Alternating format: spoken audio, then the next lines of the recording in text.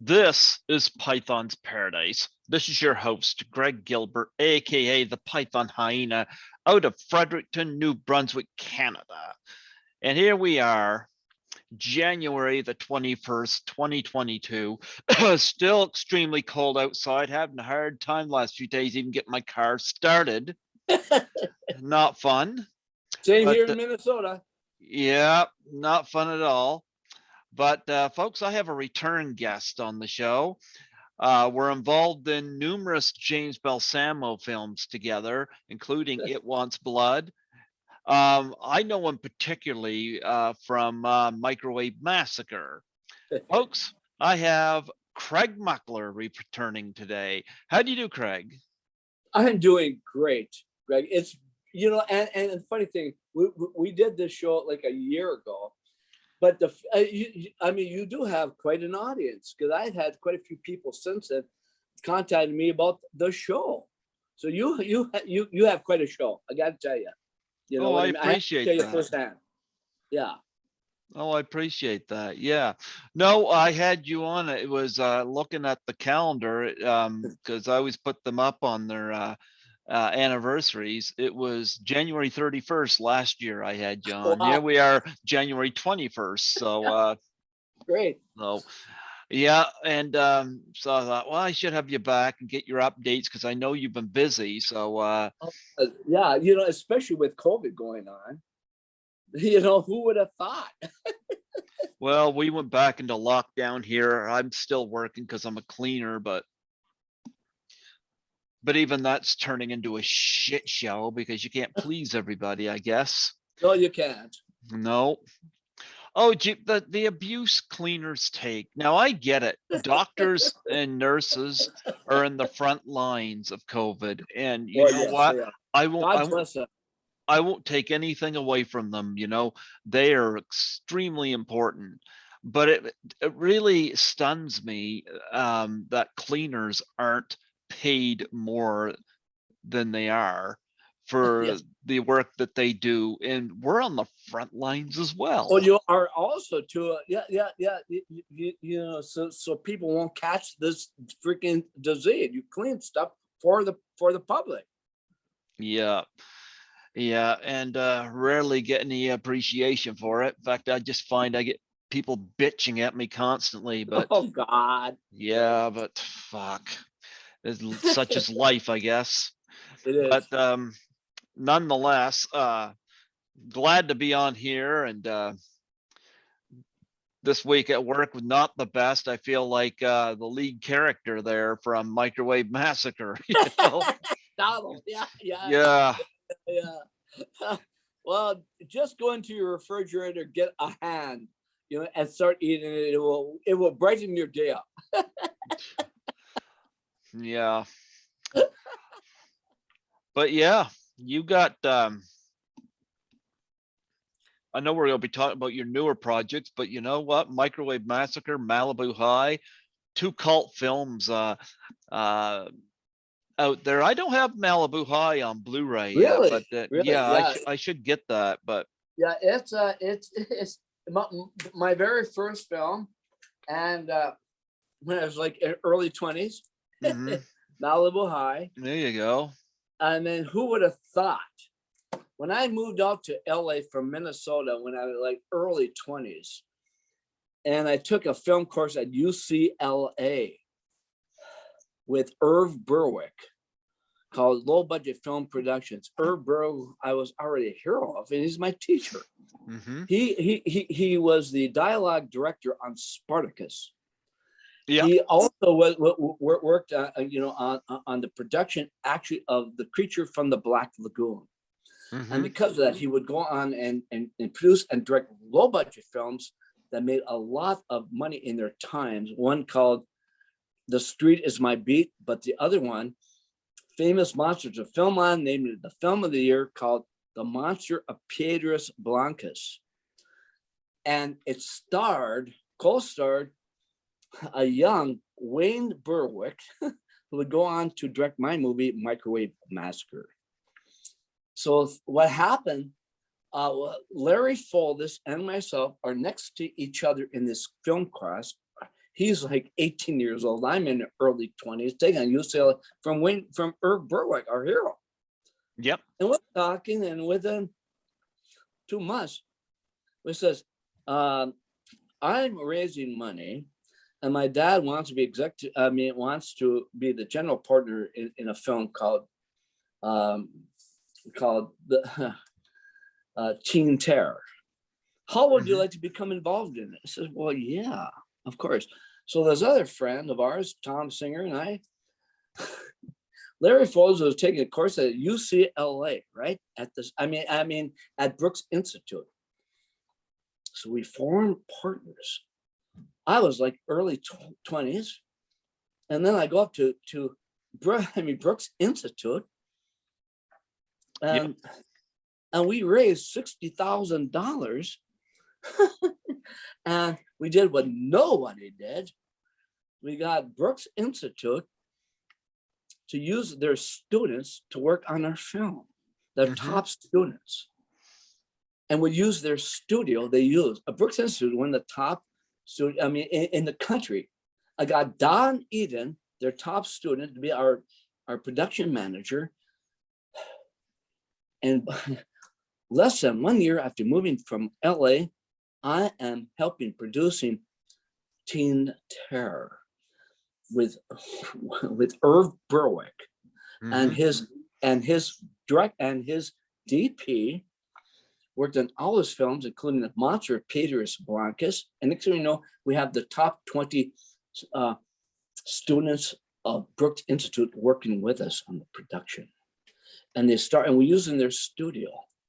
And next thing we know, after 1 year in LA, we're casting people with the top people. Irv Berwick, bringing all his people on. I end up with the likes of what's the name? The professor on Gilligan's Island.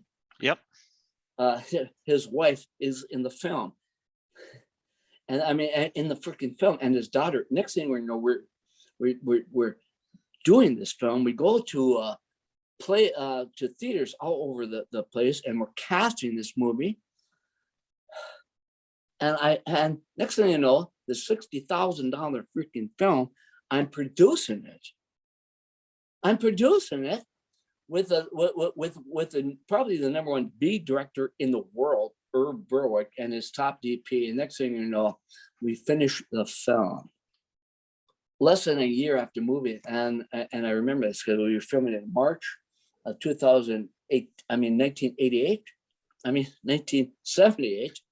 Yep. 3 years later, we're showing, it's done. We're showing it to Paramount Pictures. They love it. But Crown International Pictures, the #1 international, independent distributor in the world, picked it up, $60,000 film, and guess what they did? They gave us a check for $60,000. We caught our budget and gave a 50-50 deal. And within 5 months, they released the film worldwide, and they released it with a $250,000 budget for P&A, prints and advertising, and played every freaking city in the freaking country, and was #1 in France. And then we were all written up, and that's got me to do Microwave Massacre. Why? Because I've written up all over the place. This kid, 23 years old, Larry Foles, Tom Singer, made this freaking film, unheard of. And what Crown International did was they turned Teen Terror, or first off, second, it was called Lovely But Deadly, into Malibu High. Why? Because they had a huge hit called Malibu Beach, and they released it as a sequel. It wasn't a sequel. It was and the reason why, now Malibu High is one of the top 15 cult films in the world, and one of Quentin Tarantino's 9 favorite films. Why? It's one of his favorite grindhouse films. Quentin Tarantino, and I'm in the film. throughout the film, and it's unbelievable. And that helped me raise the money for microwave Massacre. You know what I mean? Yep. Both films are now considered two of the top 20 cult films in the world. And I made both those films in my 20s. It was just strange. Now, one of the things, I should have a lot more money than I did, but things happen, right? Both, I mean, Microwave Massacre, I mean, Malibu High, they screwed us all to the Prophet's Crown. They did. It made a film that they put up 20, all overall, for everything, prints and advertising, the budget, 300,000 in the film would go on to, back in those days, make over $15 million. We had to get attorneys, everything. I got screwed up my share. I could have used $500,000. You know what I mean? Got screwed up. That had things happen. But what can I say? It turned out, and because of the success of that, I raised money for Microwave Massacre. And because of its success, next thing I know, in 1979, when Microwave Massacre, who am I meeting? I'm meeting with Rodney Dangerfield. Rodney Dangerfield. Mm-hmm. Rodney Dangerfield. I love Rodney Dangerfield. Through friends. Through why? Who's my friend? Wes Craven.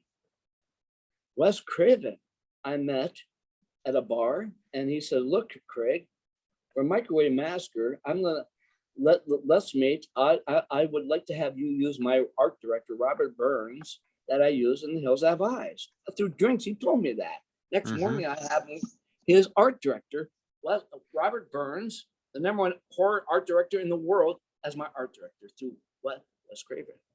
Next thing you know, I'm meeting with Rodney Dangerfield. We haven't even had the script yet. I gave him my storyline, totally outrageous. And you know what he said over drink? I forget how I met him, but I did. He knew of my movie. He says, "Look, Craig, I've never been in a cult film before. I've been in all these films, but I love it. I really would like to do it, but finally he couldn't do it." Come on, it's Rodney Dangerfield. But do you know who I got a call from the next day? Because of Rodney Dangerfield, the manager, the agent of Jackie Vernon. Within a week, Tom Singer and myself, the co-producer, meet with the manager and Jackie Vernon because of Rodney Dangerfield, who happened to be at the time one of the top 10 stand-up comics in the freaking world. In the world. And his best friend was, he was on Johnny Carson all the time. And his best friend was Ruth Buzzy. So I met with them, and next thing you know, because of Malibu High, I'm here. We sign up Jackie Vernon for $10,000, right? And 5%. And next thing you know, I'm meeting with Ruth Buzzy, because I met her at our movie theater I managed, right? Ruth Buzzy. So I invited her and her young boyfriend to my apartment. We talked, and he said, "I want to be in it as May." And this is the way the synchronicity worked, because I work with Jackie Vernon. I would love to work with him. But anyway, she gets a call and says, "You cannot work on a cannibalism film because you're doing a Walt Disney movie." Bottom line. How about that, Greg? So all this synchronicity goes up to things now, including what Mind Melters too. Why? James Balsamo contacted me because of Microwave Massacre, and Mind Melters 2, released just 2 years ago, was released, and I helped produce it and co-star in it. And this just 2 years ago, because of Microwave Massacre, because of Malibu High, and look at it's in release now. And there I am And in the back cover that James Balsamo wrote, and it was on AMC website to sell. It says, ghosts soaping up big-breasted beauties, stripping secretaries getting slaughtered, and mutant dog monsters running amok with Craig Muckler from Microwave Massacre. It's just the beginning of this moral depravity stuffed into mind melters too. So all these years later, because in a sense of Malibu High, You know what? As you was telling me that, you know what I was doing on here as I was listening to you? What? I was ordering from Vinegar Syndrome the Blu-ray of Malibu High. Really?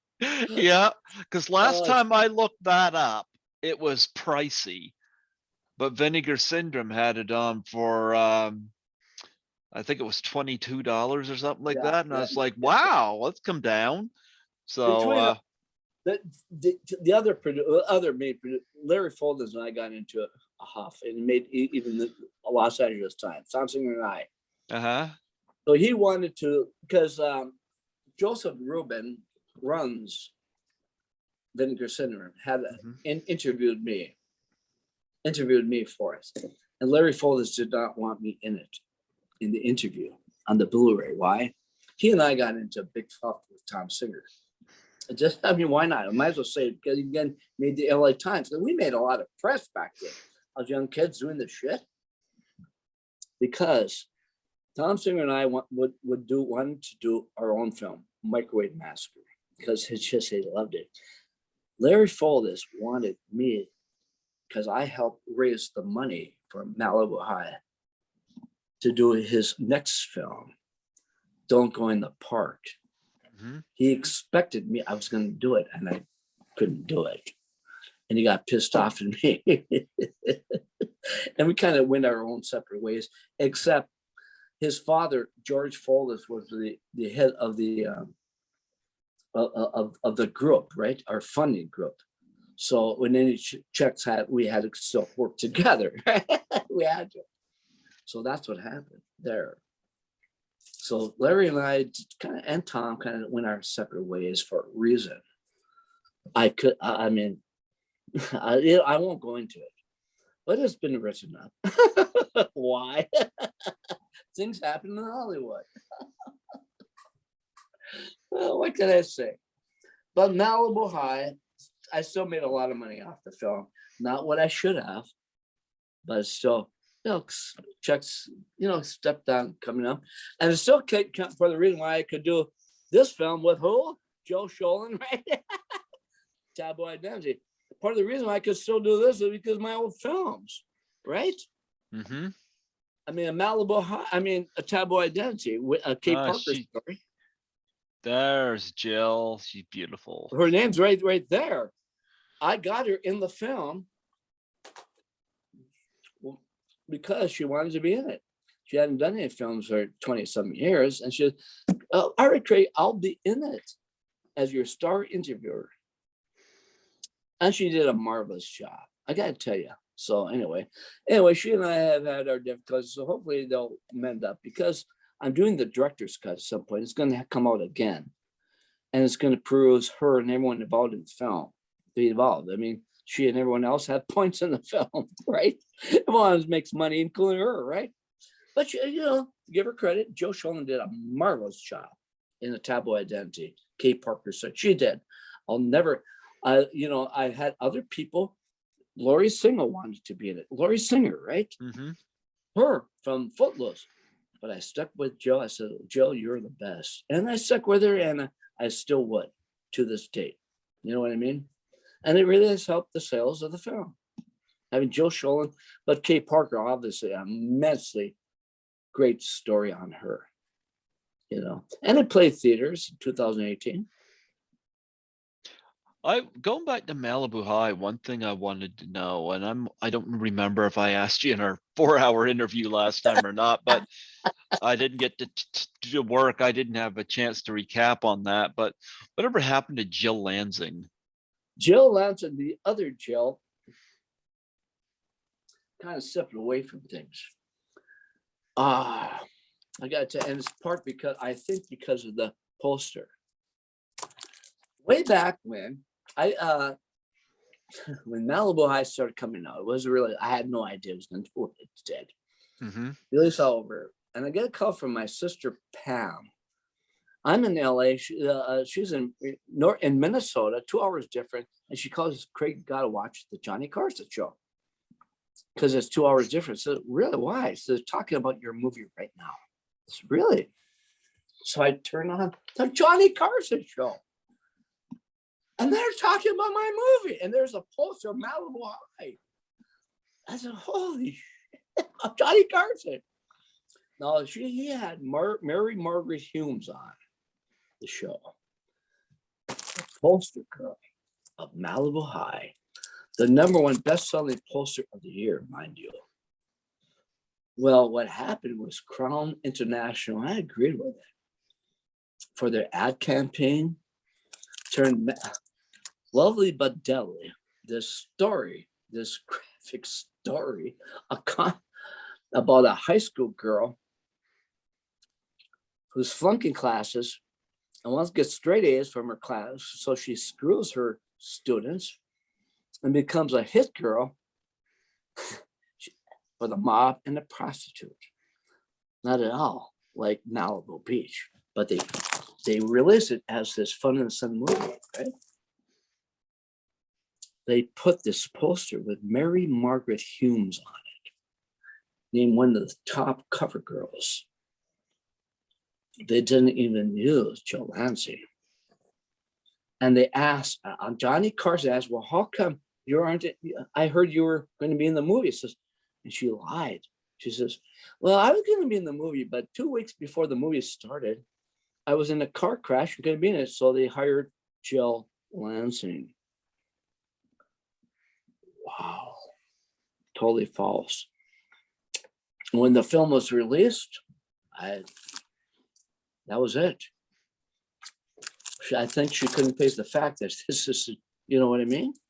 And I got to tell you, this Mary Margaret Humes, as a direct result of this movie, it was #1 poster with such a big hit that, what's the name? Mel Brooks cast her co-starring in the History of the World Part 2.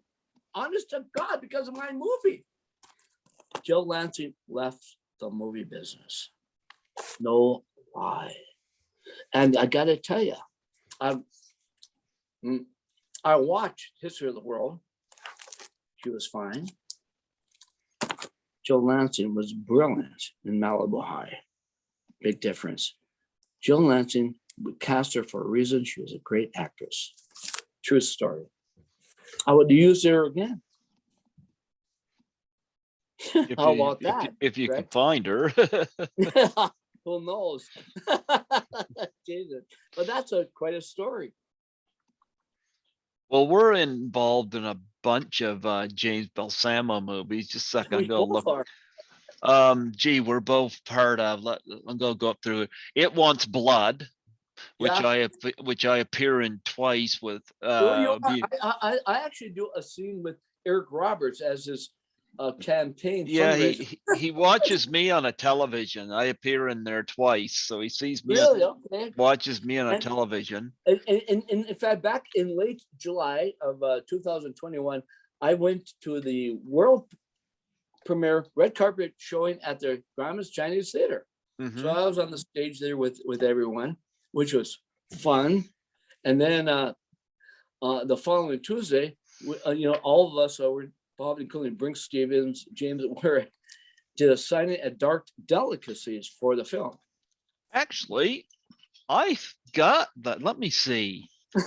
Let me see. Do I have it down here anywhere? I think I do. I do. Look at that. Same one. Yeah. I've got, I don't know what the signatures are because I think every one of you are doctors. I signed a few, and Brink Stevens was there with me. signed? Well, I've been told that the signatures are James Balsamo, Victor, I'm trying to think of his, I never yeah, know. Is it? Victor, and then Brink Stevens and yourself. Yes. And I don't know whose signatures is who's on this. I can't. I have, to be honest with you, Greg, I have the worst signature. No one can understand my Are you signature. kidding me? I think you all have bad signatures. I don't. No, I don't. in fact, this is no lie. I got to tell you this. All right. I'm at a show. That's true. I'm at a show in Cleveland, Ohio, with Chris Mulkey and Jill Schoen, right? She's next to me, and this guy brings a poll. I mean, it's quiet, and this guy brings up this a picture. I'm going to sign a picture to it, and I'm signing it, and freaking Jill says, "Craig, you gotta improve your signature. That's awful." Oh, Japer, I think everybody on it wants said, blood. Right, give me a break. Yeah. No, that's a true story.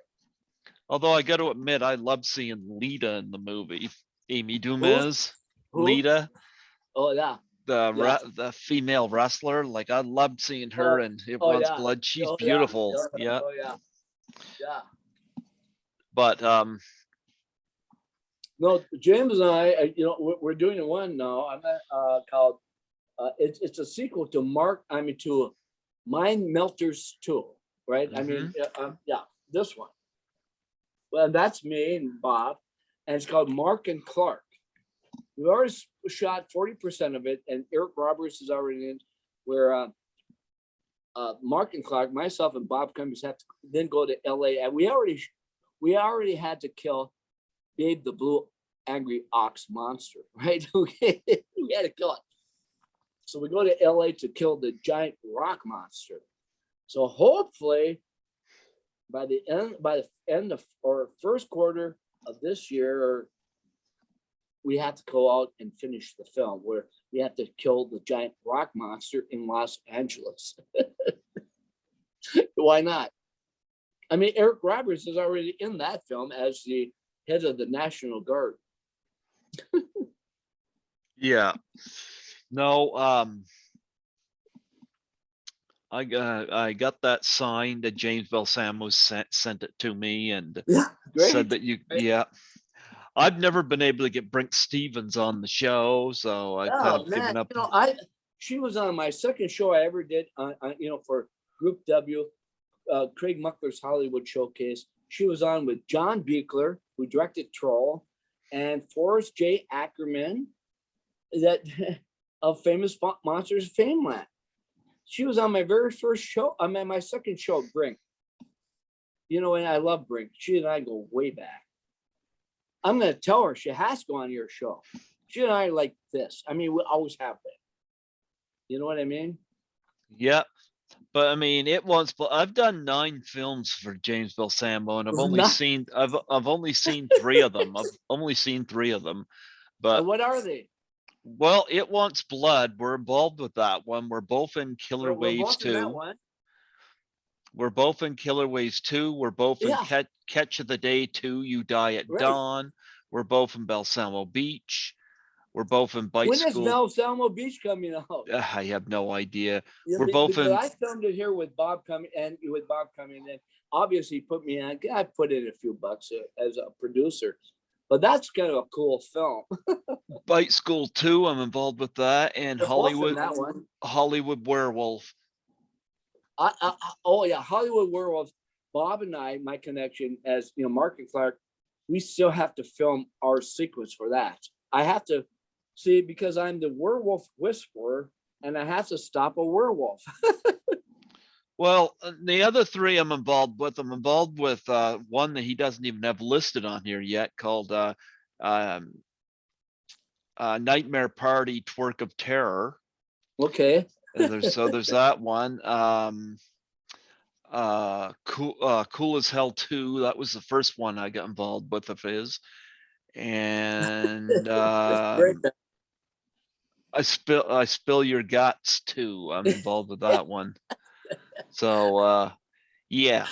Oh God, it's crazy stuff. I mean, but I also got James on a radio show that last year on I am friends with Lou Pizarro, Operation Repo. Remember that on True TV?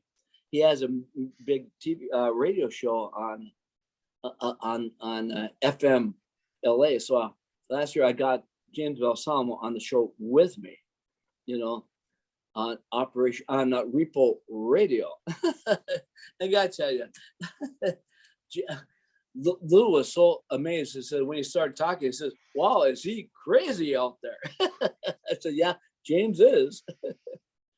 Yep. Yeah. The As others, we know. I've seen 3 of them. I haven't seen the other 6. I don't know when. He's asked me if I could get involved in some other films.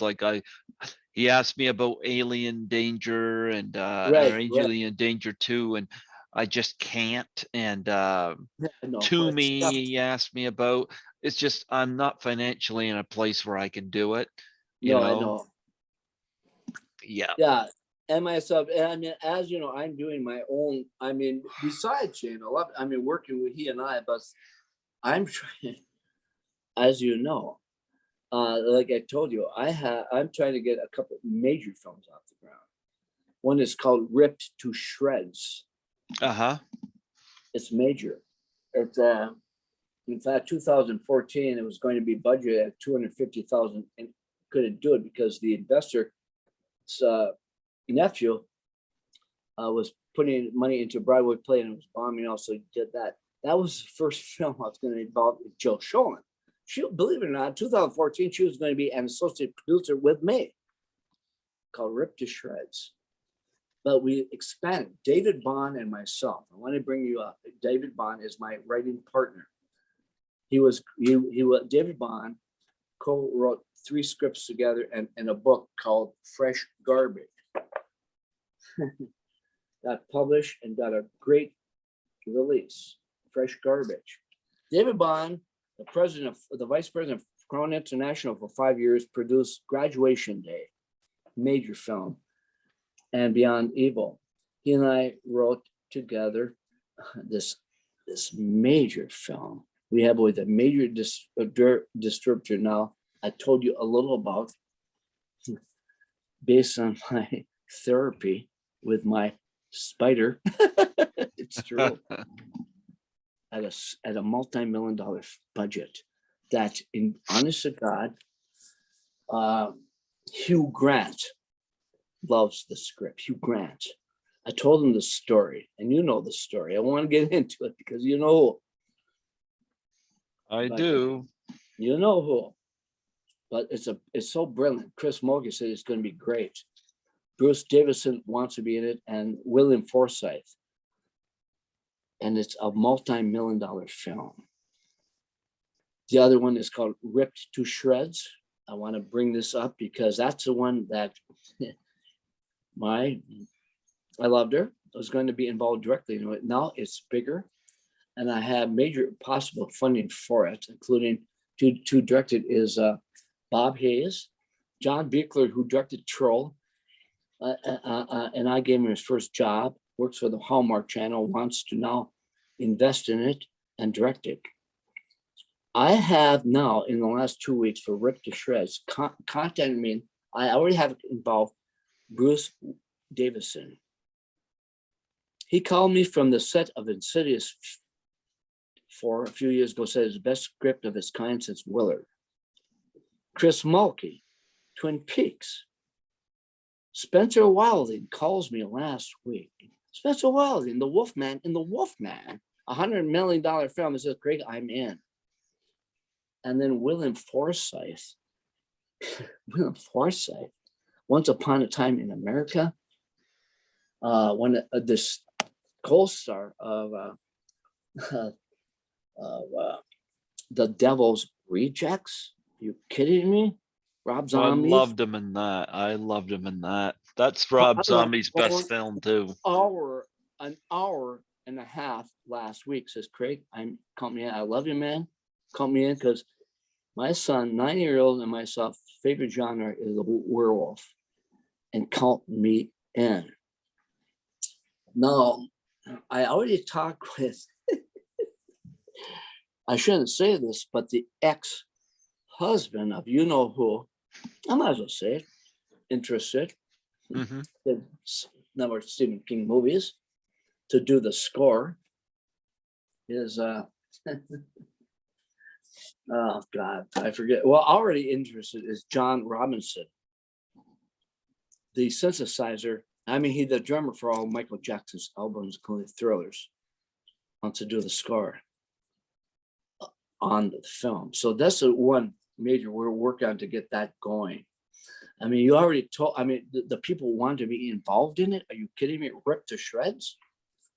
When you have Bruce Davison, the original Ripped to Shreds in Willard, he won the Golden Globe Award, Best Supporting Actor for Longtime Companion, tells me this. You know what I mean? Jesus. But Willem Forsythe? So anyway, this is some of the big major things we are trying to get going this year. Yeah, I mean, really, Mark and Clark is huge. I mean, for us, it's so going to get out there. Anything we do with James. But we're talking about anything over $250,000 and a multi-million dollars. The other film I want to bring up is a few $100,000 film. I think I sent you that, is The Hand That Feeds. $250,000. Yeah. Chris LaFleur, Duluth, Minnesota. He funded most of he was our executive producer on the one film the only film Jill's been in 20 years. But Kay Parker, so great. But anyway, he executive produced The Hand That Feeds. Brought me on to help produce the film because of my name. And I brought on Chris Mulkey to be in it. So even though we aren't major characters, we are top billed. Chris Mulkey and myself are top billed in The Hand That Feeds. And that film is going to be coming out the end of March or April. So Chris LaFleur wanted me to really do it. After all, he's a major fundraiser for me. And this film will play in some theaters. So how great is that for me to do a film just last year, Greg? And coming out in theaters this year. You know what I mean? How many people can freaking do that? Well, coming out in theaters, if COVID will take a screw off and leave us alone. What I mean, got in Duluth, Minnesota, Superior, and I got it. And and I might as well just say this. What the hell? It came down because he put the money into a Taboo Identity. And he says, Craig, you're one of the producers. I bring you on because of your name and to release the film to make money because of your name. He says, do you, as the attorney, do you want Chris Mulkey? It can be a female or male. Do you want Chris Mulkey or your friend, Jill? In this case, let's go with Chris Mulkey. And Chris Mulkey just called me and says, Craig, thank you.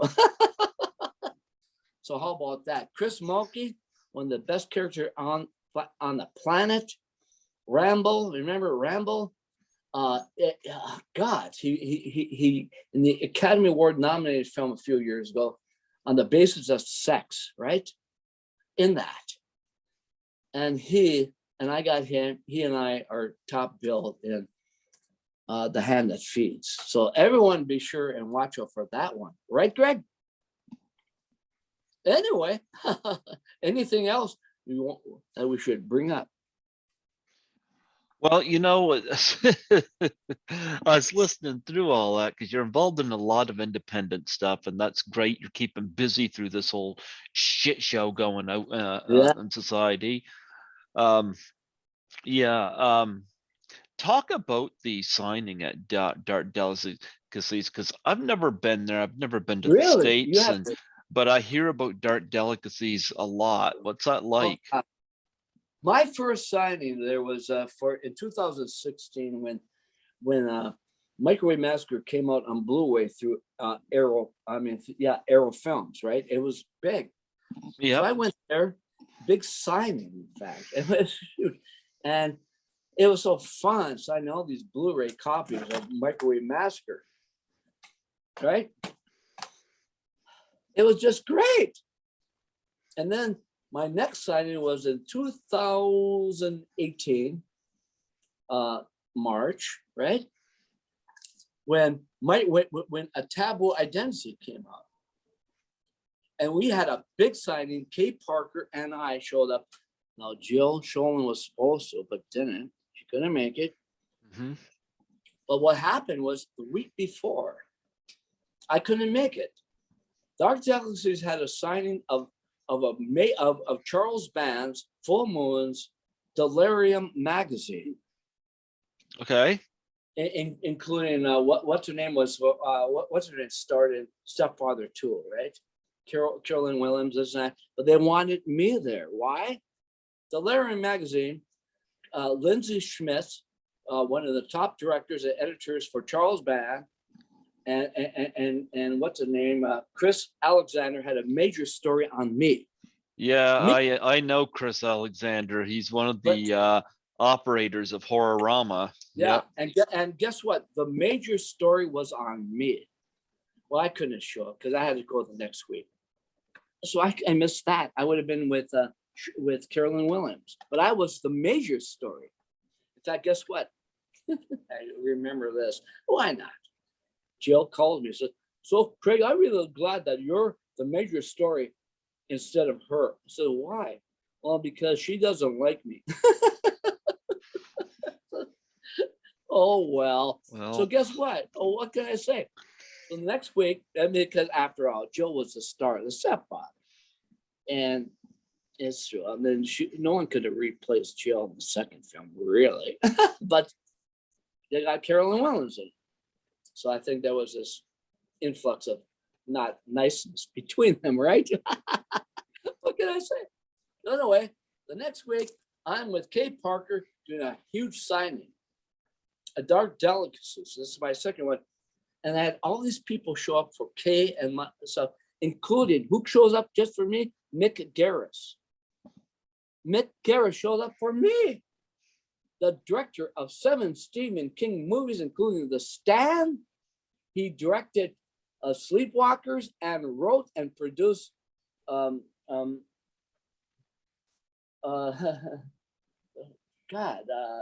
Midler movie, the classic. Hocus Pocus. Hocus Pocus. He There showed you up go. for me. Dwayne Whitaker of Pulp Fiction, from Dust to Dawn Part 2, show up for all these people show up for me. And guess what? And Kate Parker, I love her. And I had to sign, this is how cool it was, 75 copies of people that had bought the week before Delirium magazine and wanted me to sign for them. How cool was that? 75 copies I had to sign for them, for my fans. That was one of the coolest things. You know what I mean? And then my third Dark Delicacies was back in July, when I showed up on the red carpet for James Balsamo's It Wants Blood. So he had me with Brink Stevens and a few of the other people from the movie and James sign It Wants Blood. So that was my third sign. So it was always fun.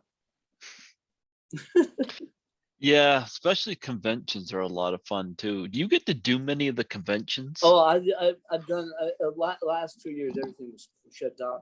You know my agency is Beast Within Productions, out of Kansas City. Stacy Williams is my manager, and do you know who co-owns it? Do you know my co-manager? Spencer Wilding. Darth Vader, Star Wars Rogue One. I love Rogue One. He was named 3 years ago in Las Vegas at a big Star Wars convention as the #1 actor of all time to play Darth Vader. Star Wars Rogue One. And I'm in his freaking agency. There's only 50 of us in Beast Within Production, owned by Stacey Williams. A lot of the people from the Star Wars film, because a lot from England, where he's from. I mean, from Europe, including the actress that was in Rogue One, Princess Leia, right? And all these other people, and the little guy that was a R2D2. So I'm in their agency. How cool is that? And Stacey Williams loves me. She says, "Look, Craig, I love you, man. Spencer loves you. We're gonna start getting into once they open up more shows because they want you because you're this cult name. Everyone wants Craig Muckler because he's this crazy guy." See, so the Beast Within Productions, it's so cool to be in Spencer Wilden. Because I met him at a show like a few years ago, and we just hit it off. And now anything I do, and we get some type of, but he says, "Look, Craig, if I get into that Mark and Clark, you have to pay me on the next film." He said that. I mean, look at that. Spencer Wilden calls me. He was in Game of Thrones. He's the Wolfman in the $100 million Wolfman. I mean, Darth Vader, Star Wars Rogue One, Guardians of the Galaxy Part 2, Doctor Who, one of the last Frankenstein movies, Frankenstein's Monster. And he's working with me. He's working with me. And he calls me all the time. He says, "Oh, Craig, you're like my brother. And I'll do anything you want." You know what I mean?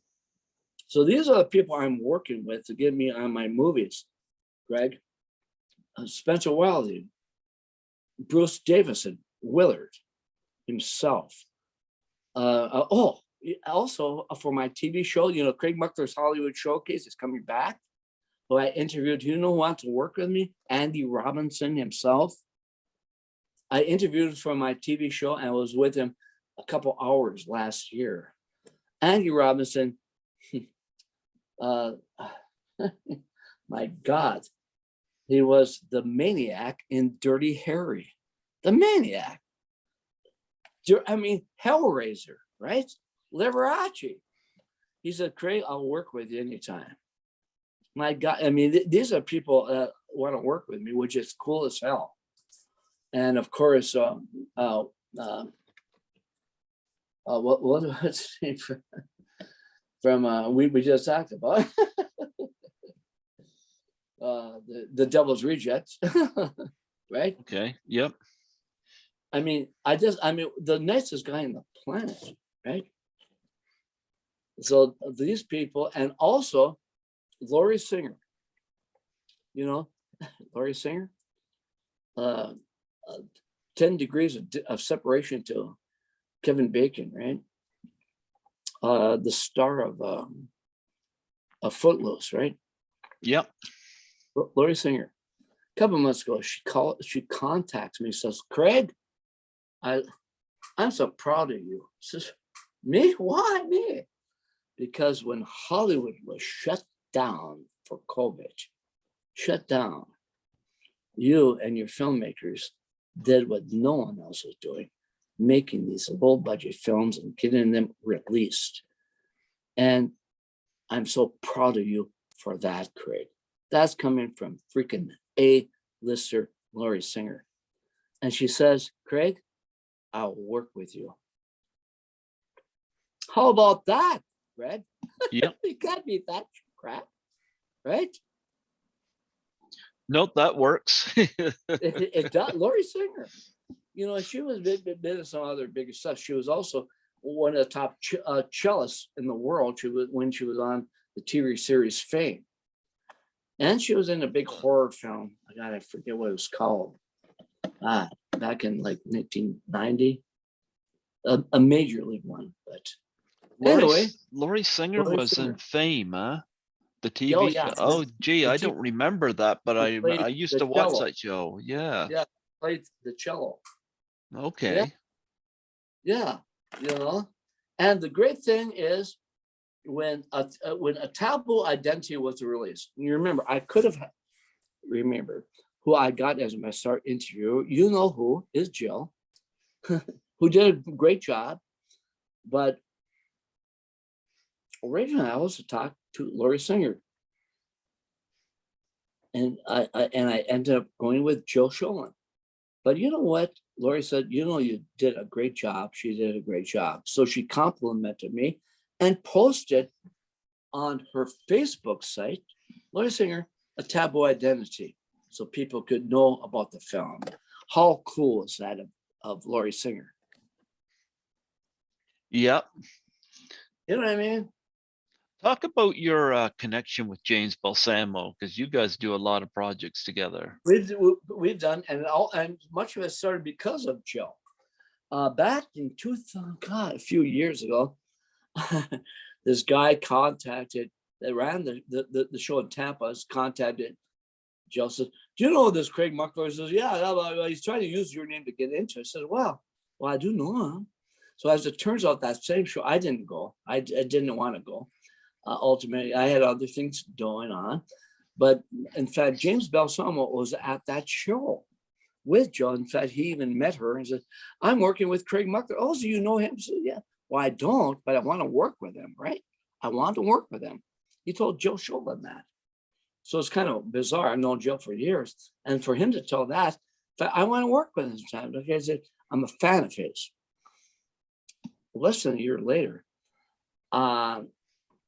through one of the managers for Eric Roberts, says, can you pick up Eric Roberts and drop him off at the set for this movie?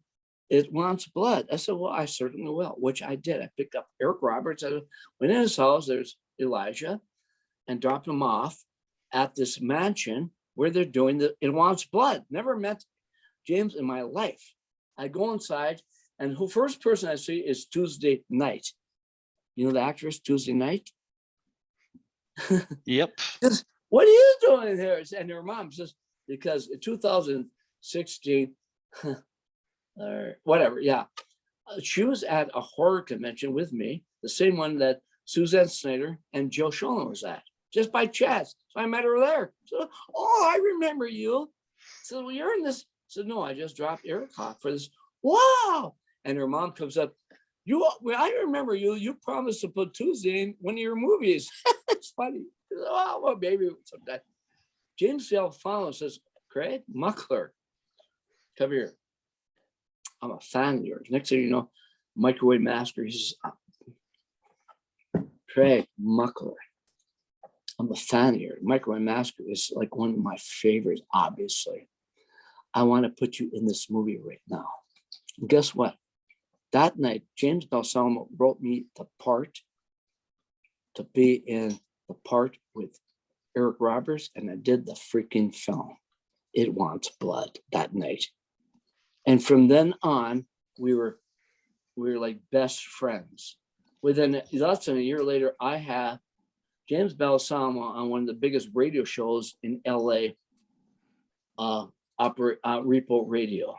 And from then on, we were best friends and working together, and did the film Line Melters 2 together and all the other stuff. You know what I mean? It's crazy. It's interesting you say that, because when I saw the rough cut for It Wants Blood, there was there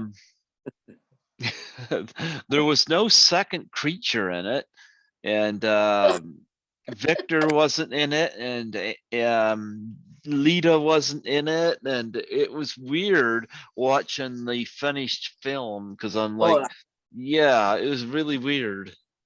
Yeah. No, but that's what happens.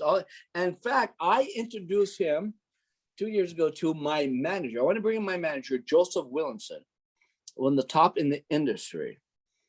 He's the reason why Joseph Williamson brought me on board, because he called me a few years ago. I want to represent you because you're Craig Muckler. And because of him, I was in these other films through who also represents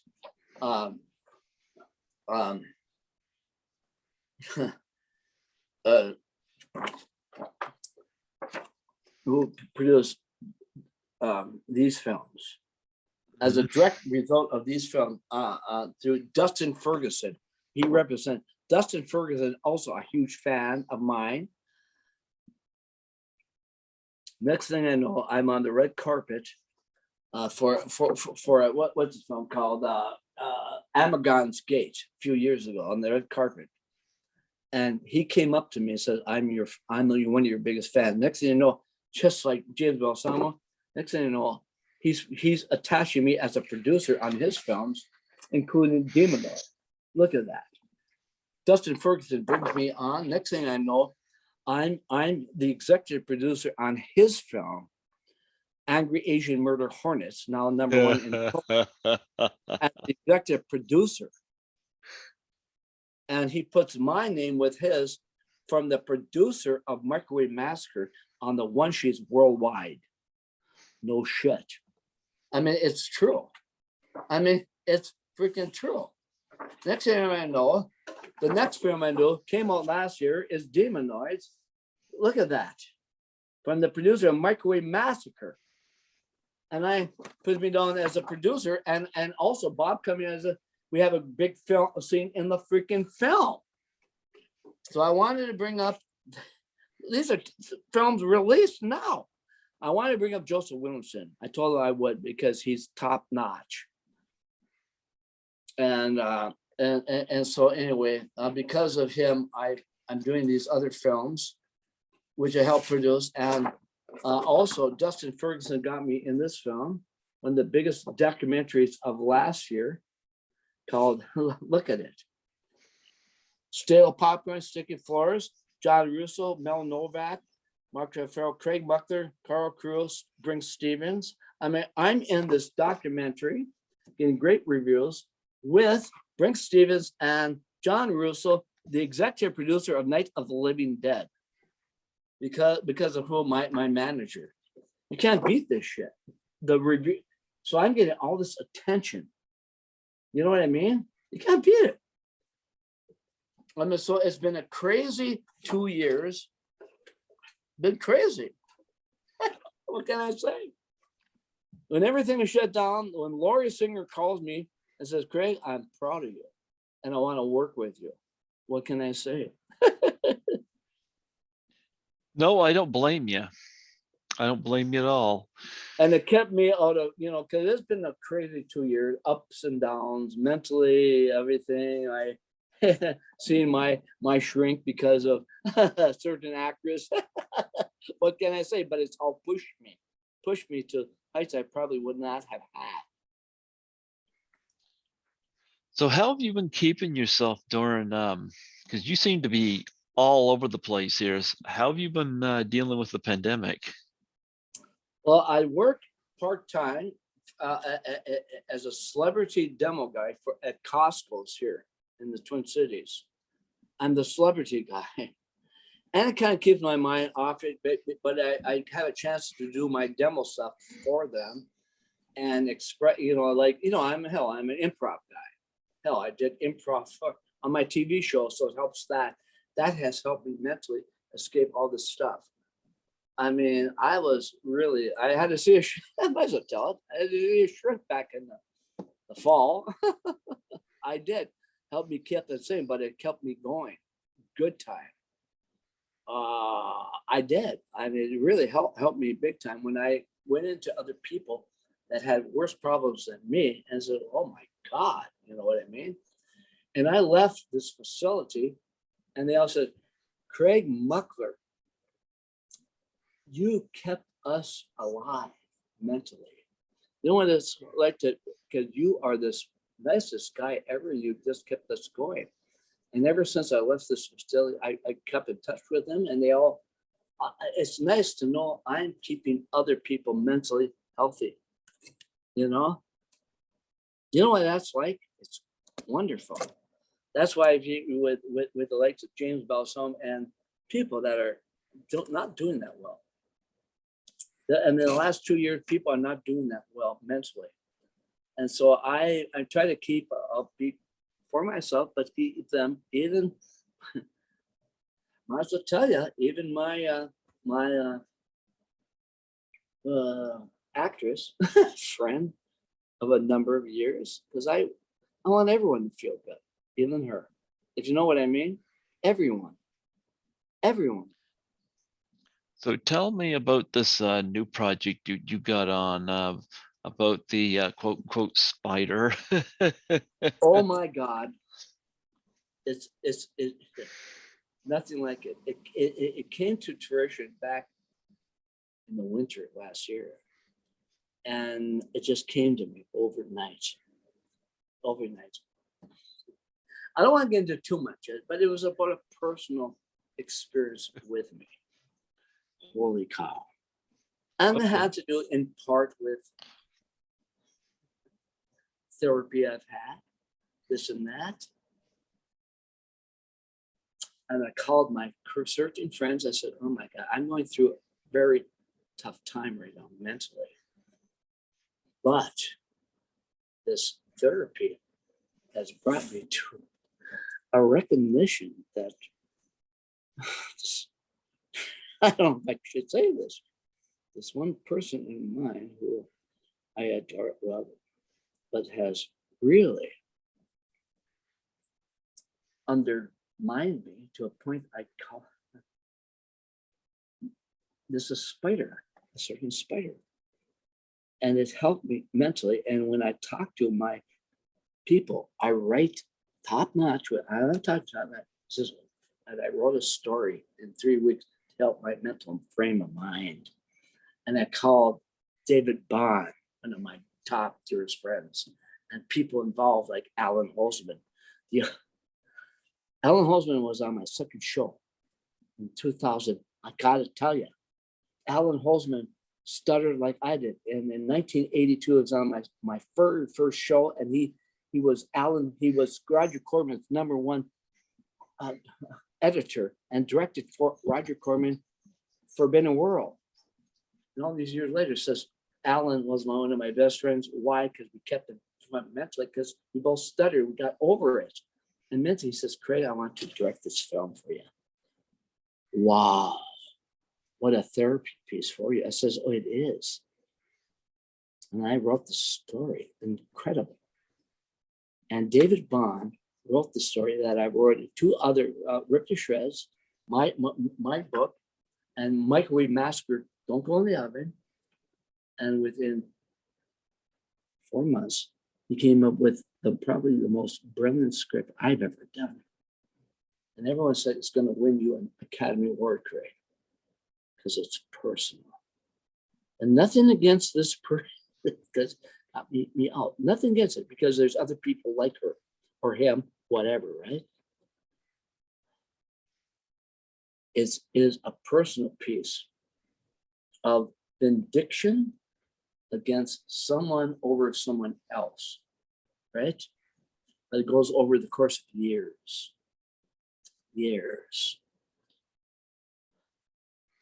Maybe you'll have one of those extra long movies in there. What's that? You'll have an extra long movie in there. Oh yeah, and this is going to be my Academy Award winner. Because when something this personal, and it's good, I want this right. It's true. They know who it's about, and it said, but it's not. I don't want to be revengeful of anyone, but it's about everybody. Oh, of course you feel it. When somebody wrongs you, of course you feel it. You find a way of channeling it, and seems to be working for you. Yeah. So It's my God, it actually is. I'm working with my partners are William Lashbrook, the husband of Kathy Coven Pacino. Kathy Coven Pacino is Al Pacino's stepmom. And I told her I'm going to mention her name. Yeah. She is stepmom of Al Pacino. She's like 10 years younger. And we are writing a book now called The Narcissist Handbook, or How to Become a Narcissist in 12 Different Ways. Because why? One of her first endeavors was a narcissist. And she and I are like this. We're like family. So we're writing this book right now. And she helped me in my book, in our movie version, right? Of what we're doing. It's going to be an Oscar winner. It's a horror film with spirituality, but supernatural and revenge, and how to get over the revenge. And the book we have done countless research on this, countless. So it's not just off the top of our minds, but how other peoples can relate to other people and get over it. That includes whether you're a narcissist or not, because they have issues too. And I pray for them to get over their issues, because it's psychological and it's a mental issue for them too. And believe me, I want everyone to get along on this issue, because it's mental health. It's also about mental health all aboard. Oh, absolutely. Yep. And I went into a facility, I might as well say it. And it's helped me, and it helps everyone. I don't want anyone to be left out on mental health. That includes whether you're a perpetrator, you think you're perfect or not. You know what I mean? The working with Kathy Colvin-Pacino is wondrous. And I tell you, I want you to interview her too. Okay? Oh, I'd be open for that. Yep. She's great, and her husband's great. I mean, her son-in-law, her stepson is Al Pacino, for God's sakes. Wondrous guy, and look what everything he said. It's so great that, I mean, I might as well tell you, there's a synchronicity here too. In the late 70s, early 80s, when I moved to LA, became a manager of this movie theater. We used to come in the movie theater when I was doing Malibu High, was Carmine Coppola. The father of Francis Ford Coppola and his wife. We became friends. And within the next 2 years, I'm having dinner now and then at Carmine Coppola's house and his wife, the father of Francis Ford Coppola. 1980, there was a big showing there's a big event of for the Italians Art Center. The man of the year was Francis Ford Coppola. I was invited with my girlfriend. I'm right there with Carmine Coppola at the dinner. Who am I sitting next to for an hour? Francis Ford Coppola. And he says, you know, Craig, that's so cool. You did Malibu High. You were younger than when I did Dementia 13. That's a lie. And years later, like family to me is the stepmother of Al Pacino, who starred in what movie? The Godfather movies. And she used to hang out, obviously, with Francis Ford Coppola. You know what I mean? And now we're working together. Talking about synchronicity, right? We have to tie into Al Pacino now. So when we get done with our book, well, we'll see if I can get the Narcissist Handbook, Al Pacino, to do a little forward in it. How about that? Wouldn't that be cool? Yep. No, I like the idea of I've been sitting mostly silent here, but I'm just kind of like processing what you're saying here, because letting it process. But I know. What can I say? You know, it's just it's great. And I was a guy born and raised in northern Minnesota with a stutter held back twice, you know, twice. And who influenced my life as a 6-7-year-old was Rock Hudson's mother, lived with us. You know, I mentioned that before, right? Rock Hudson's mother, 7 years old. And I stuttered, held back twice. And when I was like 12 years old. Oh, I got held back twice as well. 12 back twice. And when I was 13 years old, Kate Olsen lived with us, right? Every summer, because she loved Lake Vermilion. So she lived with us. I was like her grandson she could never have. So we went out to Christmas time when I was 12, 13 years old and stayed at her house. Christmas Day, we're having dinner at Rock Hudson, the biggest star in the freaking world. He's like, but he's like family.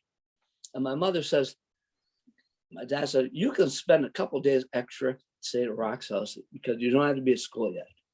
I'm staying at Rock Hudson's house. Rock Hudson's house. And he's showing me all over it. You know, he's like family, no biggie, right? And he comes up and says, Craig, why don't you come downstairs at 5:30 and have dinner? We're gonna have dinner with my best friend. So, okay, Rock, So go downstairs, and who's there? Who's there? Elizabeth Taylor. Elizabeth Taylor. I go, no biggie. Oh, this Rock Hudson. Hi. It's okay. Oh, Craig, so nice. Rock's been telling me all about you. So, wow, that's cool. And then we're talking, eating. Name dropping. Right, yeah. No biggie. Rock Hudson is like friend of our life. And he says, now you tell Liz what you want to do. I says, Liz, I want to be in movies just like you and produce movies. And Rock Hudson says, now tell Liz why. Because I will not stutter and be bullied. No. And all those years later, the advice of her, this and that, I am graduating from the University of Minnesota with a double degree, journalism, theater, arts, and film, and moving out to LA with a sense and advice of Rock Hudson and his mom and Elizabeth Taylor. They said I would do it. And I moved out, produced 2 of the top cult films in the world, and had a TV show, which I stuttered on. And I could care less. And through those years, I get a call from the president of the National Association of Stutterers in Washington, D.C. Says, Craig Muckler, you're one of the biggest influences in the world for people with handicaps. God bless you. How about that? Crazy. Are you familiar with Drew Lynch, who's a stutterer as well? He was in I'm not sure. He was in Secret Santa. Yeah, I'm not sure. When I think of stutterer, I always think of Michael Palin and Fish Called Wanda. Oh yeah, right. Well, of course. Or John the Stutterer from the Howard Stern Show, or Stuttering John. I guess they had a couple of them. Of course, you know what I mean? Yeah. And you know what, Greg, I've used this, and it became a silver lining for me. Do you know, in 1985, I had my TV show. I had Tony and Gene Boa on from Acting for Life when they were doing the play Pepper Street, right? Mm-hmm. I had Bo Svensson on, and who was on my very first show? I mean, on that show, Jill Schoen. Jill, she was on that show, believe it or not. In fact, I remember this because Tony and Gene Boa, Pepper Street, they said, "Thank you for having me on your show, because we'll get more seats in our play. And can we have our little star Jill on our show?" I said, "Well, of course." She sang on it. I said, "Yeah." Bo Svensson, a good friend of mine, comes on. He said, "It's okay. We have this Jill show on our show." Well, why? Well, she's going to take into your time. You know what Bo said? "Craig, God sake, did you see how cute she is? Do you even want me on the fucking show?" She is cute. Yep. He said that. Well, God, she was cute. After the show, I mean, I did interview Jill, and then talked to her, for years later. But she was on that show. She could say not. But Bo Svensson came up to me after the show. Said, Craig, I said, "What? I've been on a couple of shows here before, and you're losing your stutter, and you shouldn't." Are you kidding me? Oh, I've had millions of dollars worth of research trying to get rid of the damn thing. I said, "No, Craig, because you control it. And it's part of your psyche. It's part of what makes your show a success. It's part of you." That's true. Craig. Yep. And you don't mind it. How about that coming from Bo Svensson, start walking tall? You know what I mean? Pretty cool. How about that, Greg? Yeah. I also got a name. You gave me a name the other day too, Alan Holtzman. Yep. So you were talking to him. He wants me to reach out to him. Oh yeah, no, yeah. He'd be great. He has a big show called Celluloid wars about, you know, he was God. He wrote a couple best. I mean, this is a big show. He was Roger Corman's #1 editor. He was, and then directed for him Forbidden World, but also won the Emmy on national TV for Steven Spielberg's Survivors of the Holocaust, Best Director and Editor of the Year. And he has a book because he works also a teacher at UCLA in film, and he has a book out. He'd be a great guest for you. And on my very first show, he was on it because he stuttered. He stuttered. And he was on my show. So ever since we became like brothers, the stuttering brothers, right? But if you look what he's done through the year, amazing. And when he found it, because he knew, God, I hate saying it, he knew my spider, right? For sure. I introduced her to him 8 years ago, right? And she called me, oh my God, he's amazing, Craig. He did Survivors of the Holocaust. When he gave it to me, I watched two straight weeks of movies about the Holocaust. Oh God, give me a break. But anyway, he would be a great guest on your show too. And so anyway, he reached out when he found out that we were doing this our Spider movie, right? He got attached immediately. David Bond wrote it, so he's going to edit and direct it, and he's an award-winning editor. I mean, face it, the script is brilliant, and to get Alan Holzman on board because he knows everything about my situation, right? That helps a lot. I mean, he knew everything about her and myself, right? So that's part of the thing. So anyway, we're going to do it. And I couldn't get a better director to direct it. This film, to be honest with you, and he has a couple books out now, so he'd be perfect on your show. And like I said, he was Roger Corman's. He saved Battle Beyond the Stars. He saved it. You know. Well, yeah.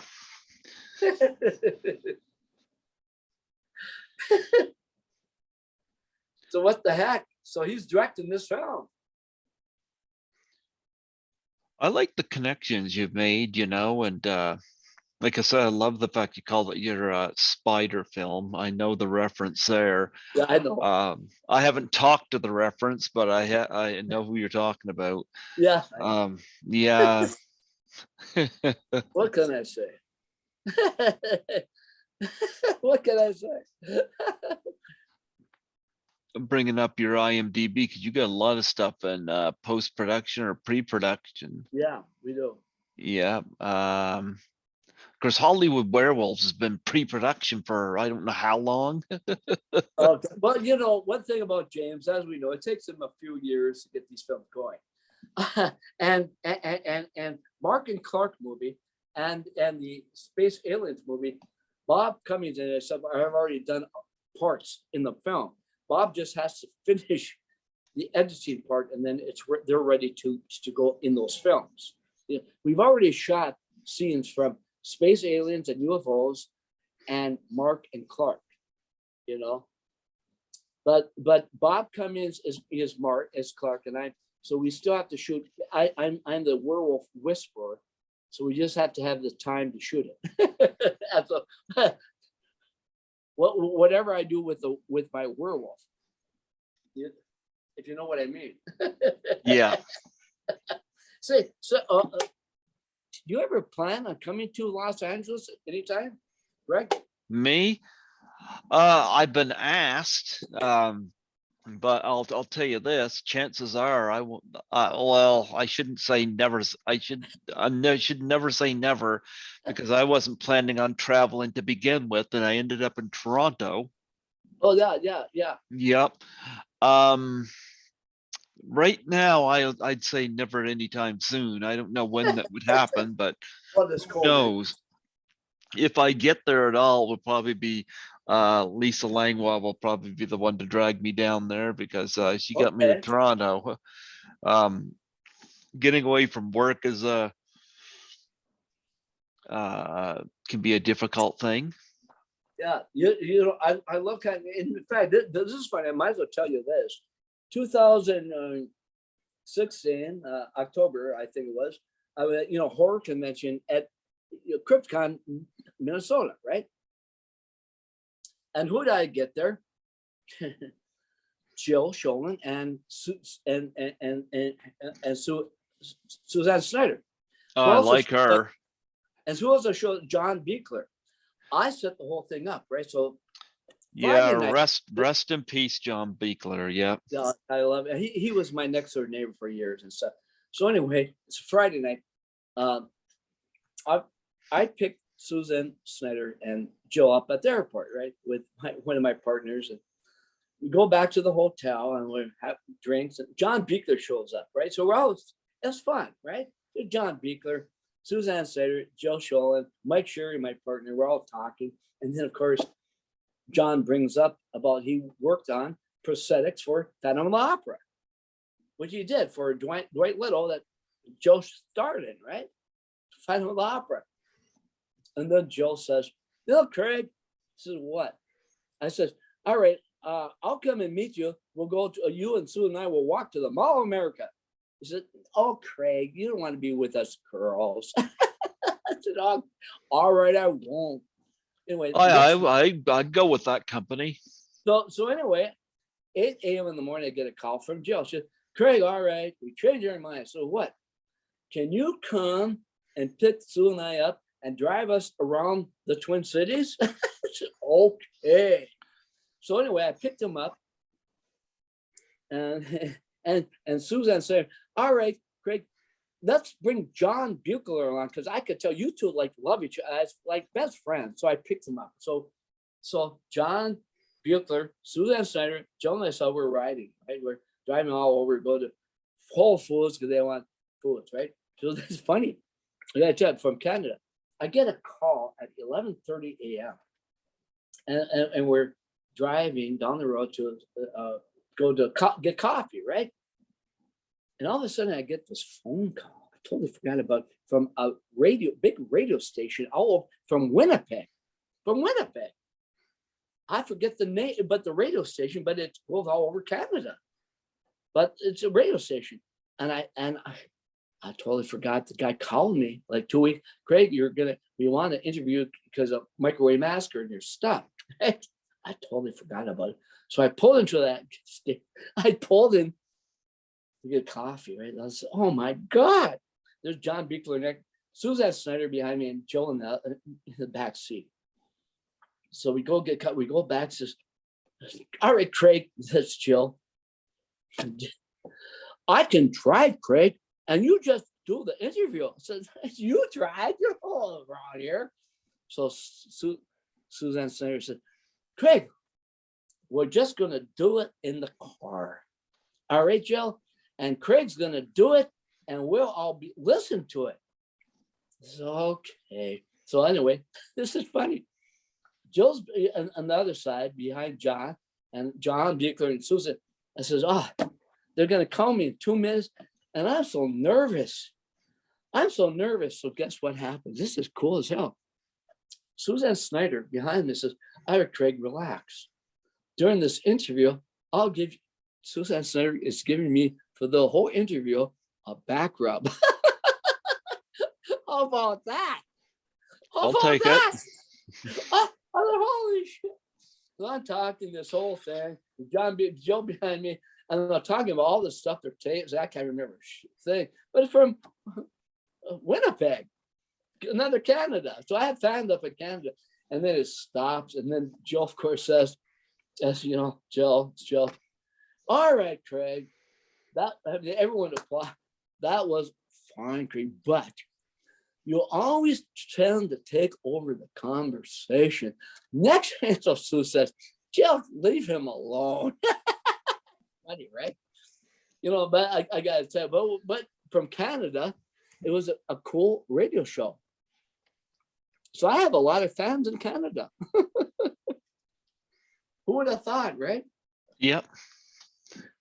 So what else you got coming up that you want to plug and promote on here? Well, like I say, the movie, Rip to Shreds. We're really trying to get going. The book off. I thought you said that Adrian King was attached to that. What happened there? Well, Adrian King, in fact, Adrian King was at a show with me in 2014 in Minnesota. And then, she was at my Dark Galaxy showing with Microwave Massacre. She was with me with a thing called Tales of Pole. And then we all went on for Mexican dinner and food. We did. I gave Rip to Shreds to her. She's cool. She and I have been close. There's I guess I really don't think I should do it, Craig. But she, sweetheart. What can I say? Adrian King. But I always have, but Rip to Shreds, if what's her name? My spider ever wants her, she's still perfect, but things have to change. You know what I mean? After all, when Bruce Davison says it's the best script since Willard, well, that takes him back to the 70s. God, I mean, and he's in fact, the funny thing is, a few years ago, Jill, Bob Cummings, my partner, David Bond and myself were about this film we planned on doing, still do, called Howard Lake, that Jill was originally going to direct. Now it looks like Bruce Davison was we were going over it, right? And Bruce Davison's funny. Jill says, "How many movies have you been in, Bruce?" "I've been in like 300. Then Jill says, "How did you and Craig meet?" And Bruce says, "He did ice fishing," because of a Minnesota connection. Ice fishing? I said, "Yeah." And Jill says, "I never knew you ice fish." "Well, of course." And I told Bruce later, that was good. I never ice fished in my freaking time, but our connection to Minnesota, right? But Bruce is a great guy. I've known him for, we have a Minnesota connection actually because his wife's from back here. So he would be perfect in Ripped to Shreds as our mad doctor. And he turns into Spencer Wilding, the Wolfman in the Wolfman. Can you imagine that? And then I can imagine Spencer Wilding play a werewolf. I can absolutely imagine that. Oh, hell yeah, man. He is super. And also, I've been in touch with, he contacted me originally, like back in the late 70s, because I think because of Microwave Massacre, I've been come very close with Hugh Grant.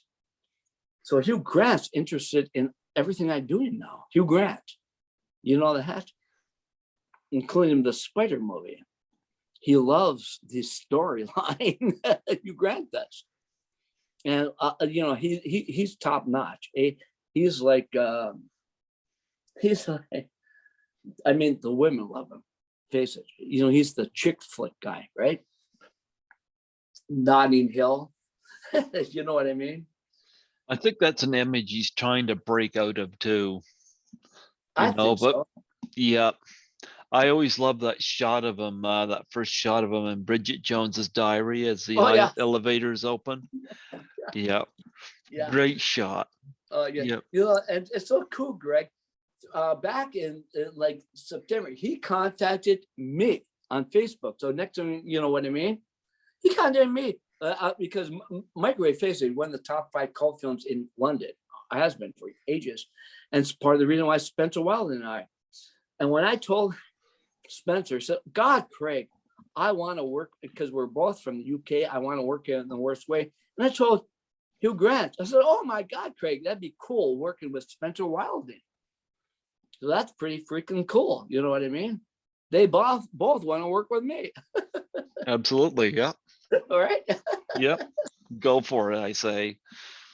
And between us, well, it's gonna get altered sometime.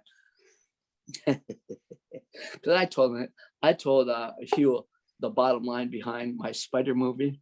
I thought, why? I shouldn't have. He says, "Oh my God, Craig.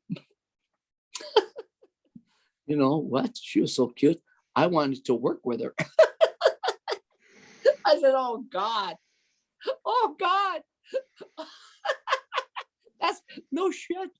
What can you say about that? I mean, hell, I mean, he's an A-lister, right? Oh my God. Oh my God. She might want to come back on board if he's on board, right? Yeah.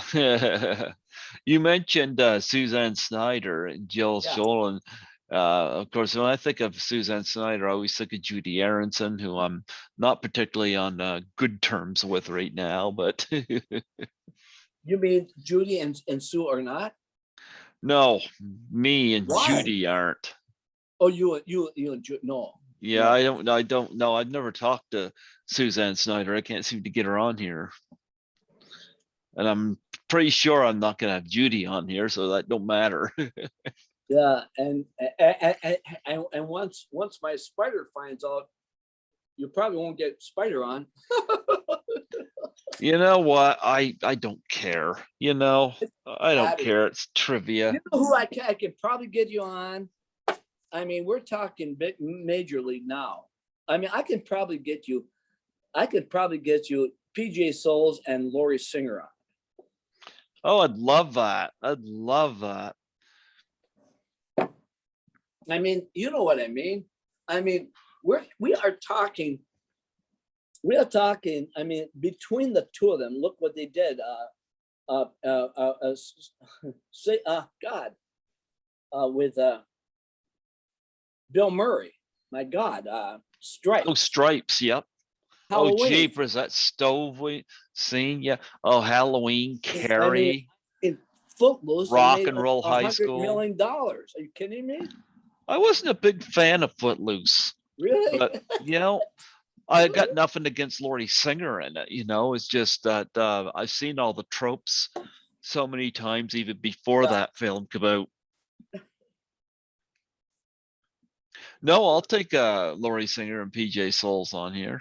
Oh yeah. Oh yeah. Yep. Now also, because I always had to up my spider every now and then. Do you know who I used to hang out with? I have very good friends with Bill Sanderson, Tony Poppenfuss, and John Volstead of Newhart, right? Will Sanderson, who was a Blade Runner. Yeah, I mean, he's still one of my best. All of them are. I talk to them all the time. And back when they were doing Newhart, I used to go to the taping of the Newhart show, and I sit with all the time because they had they never had canned laughter. They had a studio audience, and they'd have a comedian before the show started. And John Volz I went to school with, and one of his best friend was Linda Hamilton. So I used to sing with Linda Hamilton all the time. She and I became close friends. Linda Hamilton. You know what I mean? I love Linda Hamilton. Terminator, yep. She was just the nicest sweetheart. I thought I remembered this because Spider used to say, "You know who I used to date?" And blah, blah, blah. Yeah, I know. I said, "Well, do you know who I used to?" Linda Hamilton. Not that we did it, but we were like that. You know what I mean? I mean, Linda Hamilton, we'd go out for drinks. Linda Hamilton. For God's sakes, right? I mean, Jesus. Yeah, I mean, so a lot of people, like, some people can't up me. A thing about Linda Hamilton, people like them that came from the Midwest, that's why I got so along with them. They were regular people. Now, she married, what's the name, Jim Cameron, but he was a narcissist too. What can I say? But Linda Hamilton was never. Never. And talking with PJ Souls, she's not. She's just a sweetheart. What can I say? Names that take me way, way back. Yes. Yep. Well, you know what? It's great to have all these projects. I can't believe looking over your credits that how many we're involved with, like it's true with James Balsamo for one thing, right? Yeah, I would like to do more James Balsamo films. I just can't right now. But like I said, we're involved in 6 of those. Yeah. which is And pretty freaking cool, right, Greg? yeah, I don't think we're involved in anything else, but Yeah, that works just fine. but it's great stuff, you know. But but the main thing I want to, the point, like I said, we were talking about, are the new stuff I'm doing. Like well, like I said, Demonoids is out right now. But the big one, I'm really pushing our big, I mean, the spider movie. But that's finished, coming out at the end of March or April, and some theaters, is The Hand That Feeds. Everyone looks up on IMDb. The top 2 credits are for the cast, even though we aren't the main characters, we are the top cast for the stars, is Chris Mulkey and myself in The Hand That Feeds. I'm looking at it now. Yeah. Executive produced by Chris LaFleur, who, like I said, also did A Taboo Identity. And, I don't want to dismiss that. This film, Joe Schoen did a spectacular job, but it's out now. People can still get it on Amazon, and it's still one of the top documentaries of 2018. So then, Yep.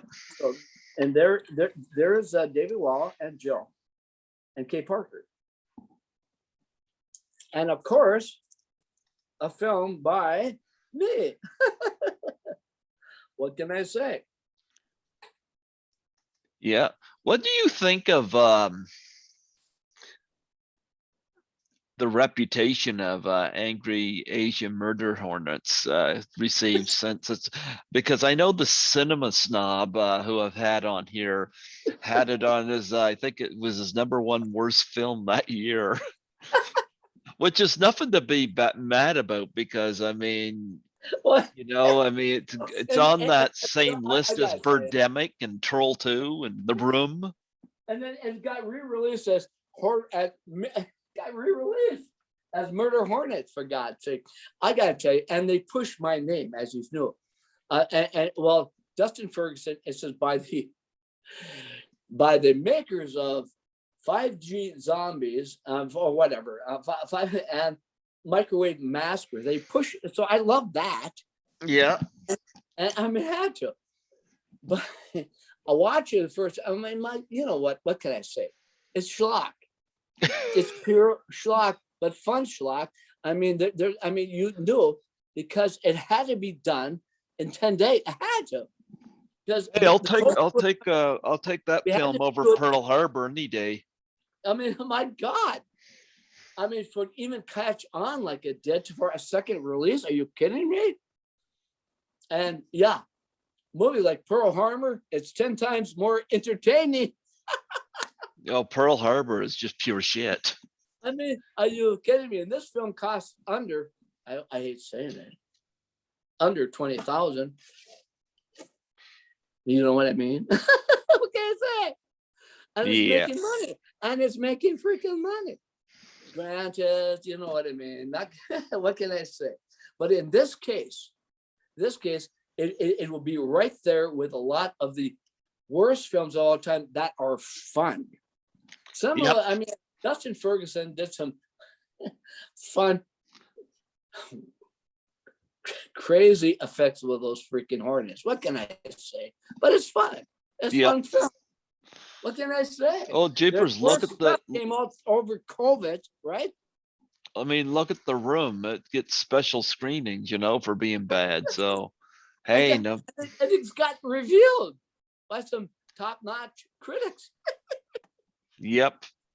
And my name's there as executive producer. I could care less. You know what I mean? I got a film out there that's playing worldwide. What can I say? It's fun. It was fun. And it happened during the worst time of existence. I was held up, everyone was held up, but we could do it because we could do it. Because I had 8 months doing nothing, right? So we could do this stuff. And mine melted too during the same time. Bob come in, and we could do it during that time when nothing was happening. I went out and we did our sequences, right? There I am. We did it because we could. And this Mind Melter 2 was released even on Turner Classic Movies website, for God's sakes. And there I am on the front cover. And in the back cover, there I am. And a film released. What can I say? Yeah, film that on the box made you guys look all cartoony. Yep. Yeah, it did, and also thank God because of Microwave Massacre. I mean that I got this attention all these years later. I mean these films were made because of Microwave Massacre. You know what I mean? Think about it. I mean, he raises money on this stuff because of me. You know, I mean, The Hand That Feeds because of Microwave Massacre. I mean, Chris LaFleur, great guy. I want to bring up his name because really, he put up most of the money on Taboo Identity.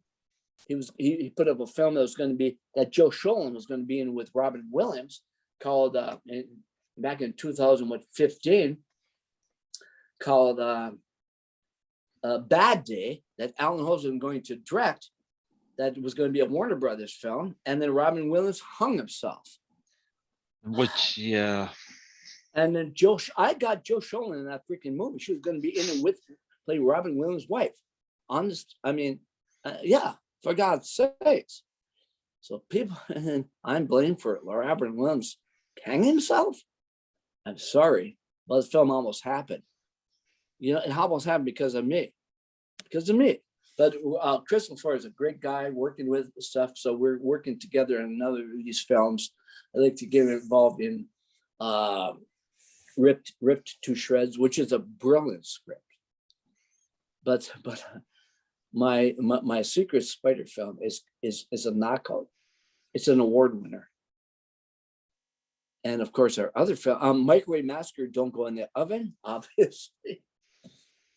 Obviously, it's a great script, also by David Bond and myself. Dee Wallace read the script and already sent us a letter of intent. Dee Wallace. And do you know who read the script interested in directing it way back? Interested in directing it, he read it, and what was Robert Englund himself. Robert Englund. So, pretty cool when that comes out, you know, when you think about that. So, but we have some very interesting stuff. So everyone keep your fingers crossed for this stuff, especially my secret Spider movie.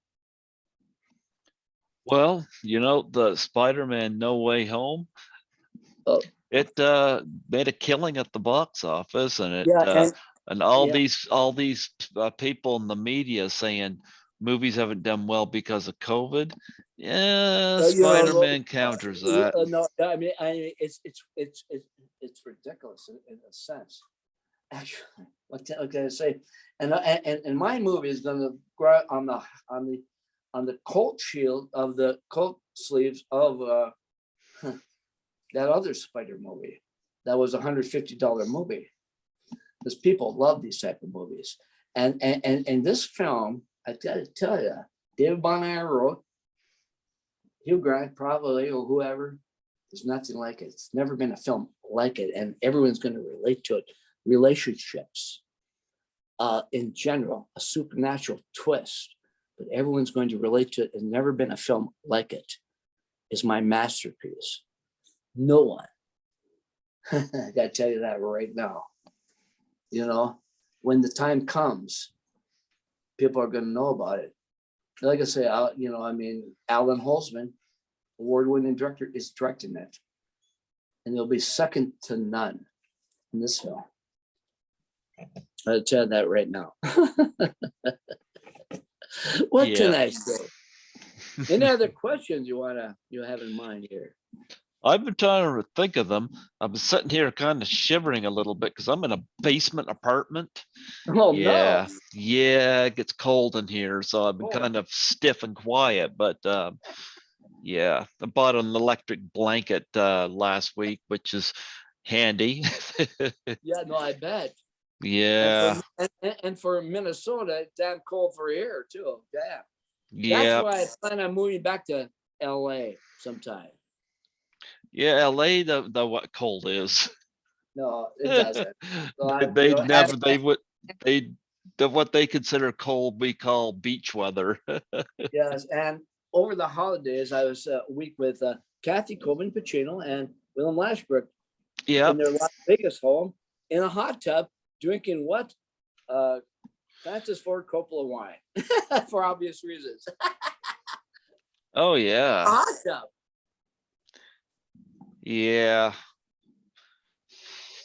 Anything else you want to promote before we Well, you close know, out?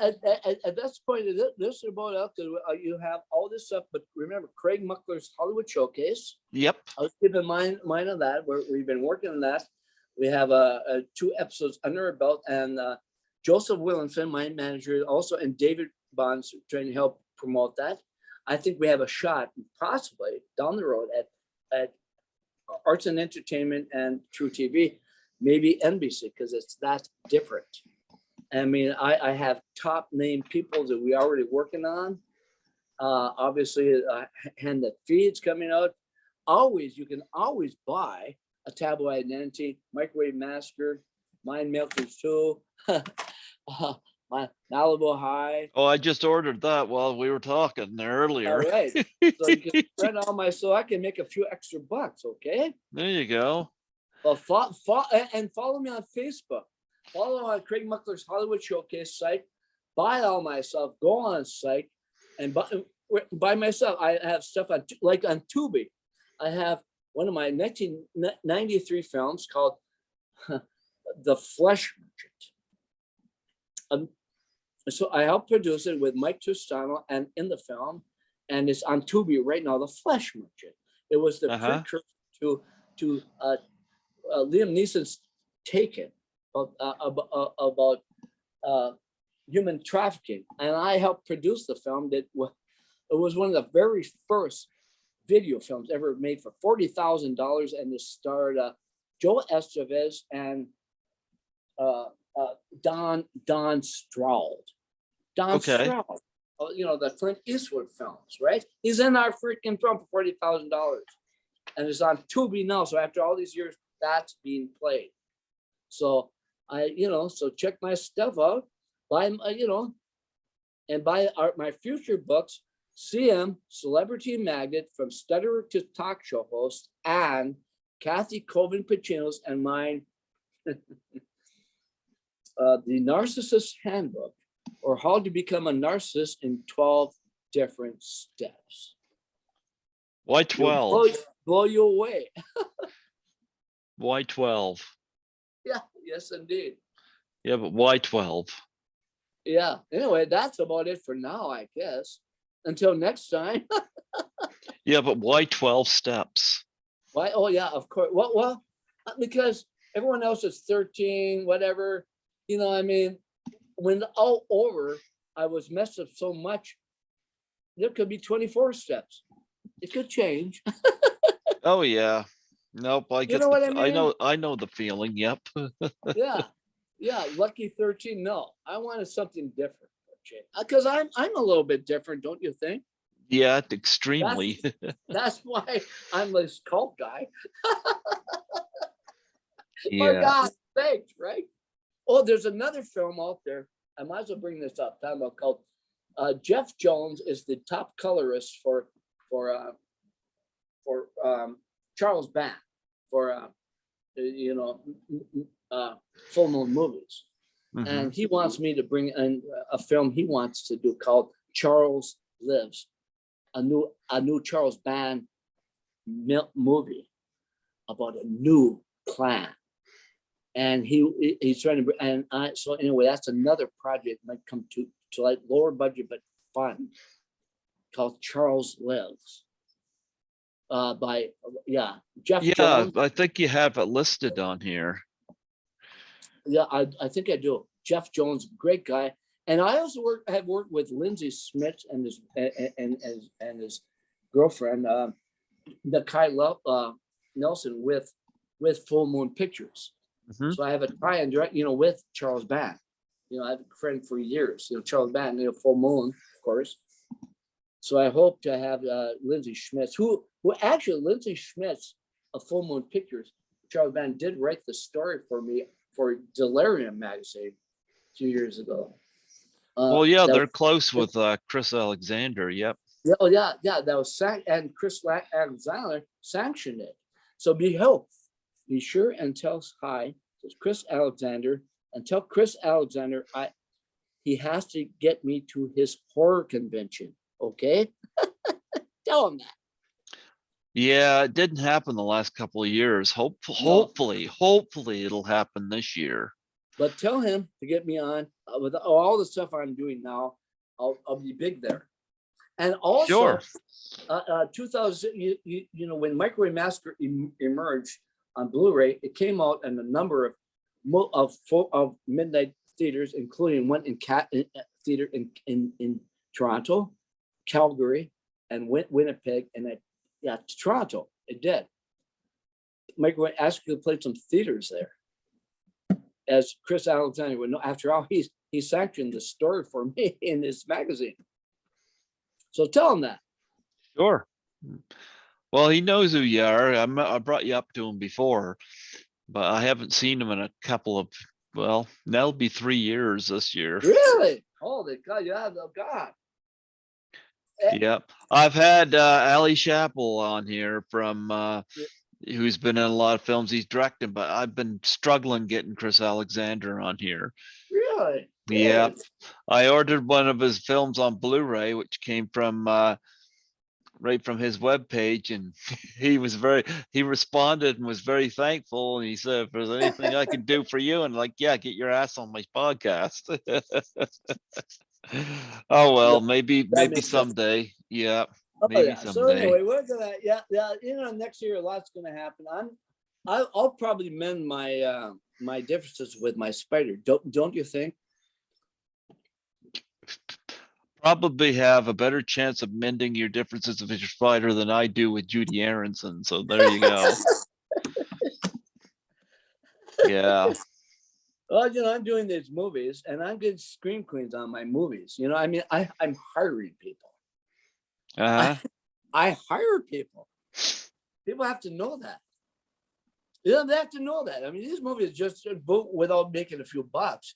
I'm hiring actresses. Holy cow. I mean, these next bigger films, the people are making money on this stuff. Yeah, screen queens, you know, yeah, they will. I mean, if I had to call the sanction of Katie Lori Singer wanting to work with me, she knows she's not going to get 10 cents, right? Other actresses have to know it. Jesus, right? I mean, my God. You know? So they have to realize. I mean, some of these films may be a low budget, but people will still get caught. And they're going to be played in theaters like in Tokyo. You know what I mean? How many scream queens that I mentioned have a movie playing in Tokyo? How many? None. I don't know if anything's watched playing in Tokyo right now. It Gilbert depends or what Hornets. COVID's like. I have all these geisha girls watching my movie. Who wouldn't want to be in one of my movies? Right, Yeah. Greg? There you go. There you go. For God's sake. Yeah. I'm just talking with Chris Mulkey. I said, you know, I decided because everyone called me, I'm like this cult guy. My TV show, Culture. I might just start my own cult. What do you think, Greg? Craig's Cult. That's all. I don't even want to know. I don't know. Maybe, and all these, I'll be like the Charles Manson. All these cult people come under me, and they'll all fund my movies. How about that? That sound good? Good way to fund a movie. Well, I try to stay away from the cult, so. All right. Yeah. That's just an idea out there. After all, they call my movies freaking cult films. Yeah. Yeah.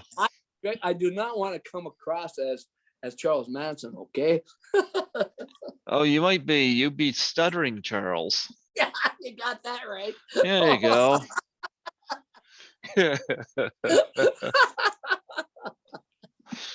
Yeah. All right. Well, this has been great, Greg. This has been a lot of fun, Always fun with you. Yep, I had to haul this house coat over myself. I was freezing. That's one of the reasons I was so silent too, and just listening because I'm like, oh my goodness, because I'm in a basement apartment, and it's like even during the winter, like I got my heat all the way up, and I'm still cold. Yeah. Oh well. No, that's great. Well, we'll do this again soon, okay? Yeah, I'll put you on my list for 2023. Wow. Yeah. And we'll have to God, do, who would have thought? yep, I'll have you on again. Yep, Well, we'll, hopefully I'll be nominated then. Okay? sure. I'll be nominated for Academy Award. Well, the Academy Award is going to happen this year. Or, Yeah. Golden Globes was done on Oh, Twitter, I think it was. and Chris Morgan and I were talking. The best film of the year is on it plays theaters and on Netflix is Don't Look Up. With Yeah, DiCaprio. Leo Holy, DiCaprio and Jennifer Lawrence. But oh God, what a film! Jennifer Lawrence, I've lost so much respect for her over the last Really? short while. Yeah, Why? because of the way she talks about her fans and Really? yeah, like she doesn't like to do selfies with fans because she says she Well, really? doesn't know who they are, but yet she'll go ape shit over any celebrity that's Well, guess what? likes Guess what, Greg? likes to My talk. show's coming on next year. Craig Yeah, Muckler's Hollywood Showcase, and I'll bet she's going to be the first one to want to come on the show. Okay. yeah. How about that? She likes And to maybe bring. I won't let her come on. There you go. How about that? I used to be a big Jennifer Lawrence supporter, but it's like listening to her attitude towards people that she considers beneath her. Like I'm like, Oh, yeah, Jesus. yeah, I don't need that. What the hell? Yep. Those fans, are the ones that allowed her to live the lifestyle she Well, yeah, well, of has, course. which I'm pretty sure she enjoys the money they pack in for her. You Yeah. got that right. Yep. Well, I'll remember that when when I'm starting, doing more. I mean, I've had some top people already that we're having on a show that I already told you. Andy Robinson's coming on, Sheree Wilson. I'll probably get Lori Singer on. Come on, what the hell? But I want nice people on my show, Yeah. right, Greg? I'll come on your show. You come on my show for God's Sure. sake, of course. Why not? Why not? Of course. Yeah. Well, you know what? This has been a lot of fun. It always And is. yeah, I'm gonna convert this down. Then I got a couple of buildings I still got to clean before I go to sleep tonight, which will be Oh fun. God, Yeah. Cleaner's job's never done. no, probably not. But I'm glad I was able to come on there, and glad I don't have to clean up the kind of mess that was left in Microwave Massacre, No, God, no. Oh man, oh my God. No, that was a big mess. But anyway, Just wait till the sequel comes out. Standalone sequel. Whoa. yeah, that'll be cool. That'll be cool. It's called Don't Go in the Oven. Well, I should hope so. Should hope people would know better. Yeah, you better. They know me. All right, Greg. Well, yeah, absolutely. I was gonna say, what were you gonna do? Because um, Jackie Vernon is gone. Oh, he is, but no. This is we only have one thread to the original. That's it. This is Yeah. good. Oh, and it's a master. The script is, I mean, D. Wallace said it's great, right? Okay, get D. Wallace on it. I'll be totally in. God, it's totally unique. I gave the script originally to direct a film, what's his name? Robert England. Oh, okay. So, but and at one point, a number of years ago, it was at the I was friends with Jefferson Richard, executive producer of Sony Pictures, and Sony Pictures Screen Gems had the script with him, and he loved the script. Honest to God, to produce at $5 million, and they had a big multi-million-dollar science fiction film went right through the tank. It's still, as far as I know, it's still on the desk. But anyway, the president of Sony Screen Gems read it and liked it. But Way to go. What can I say? Yeah. Oh, well. Mm-hmm. Well, Craig, it was nice having you on here again. It's been nice staying in touch with you. And Yes. yep. Love Microwave Massacre. Thank I you. ordered Malibu High. First time I ordered a movie, well, in the middle of an interview, but I was like, you know what? Because I remember I checked that out shortly after you. Mine melted soup. Yeah. But Malibu High was expensive, but it's come down. So Well, that's good. good. I'll grab it. Grab All right. it. Yeah.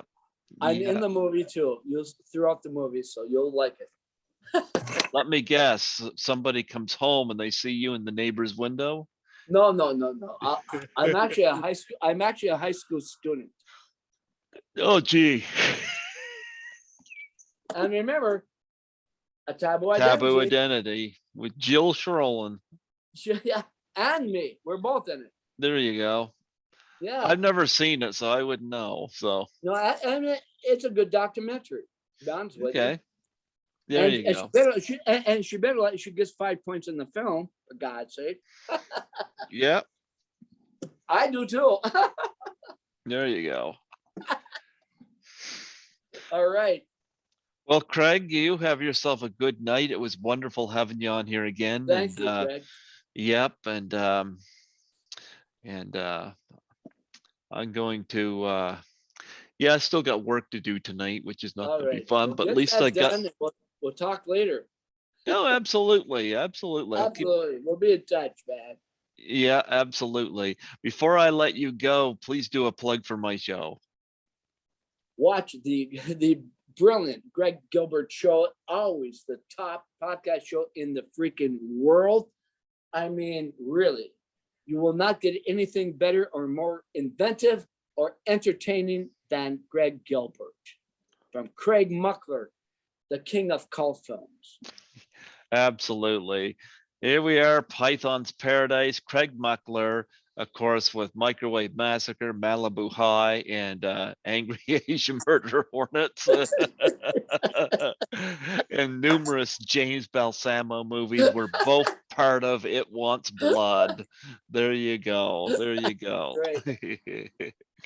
Well, you have yourself a wonderful evening, Craig. And you too, Greg. It's always nice to talk to you. Likewise. All right. You take care. You too. God bless. God bless you too. Yeah.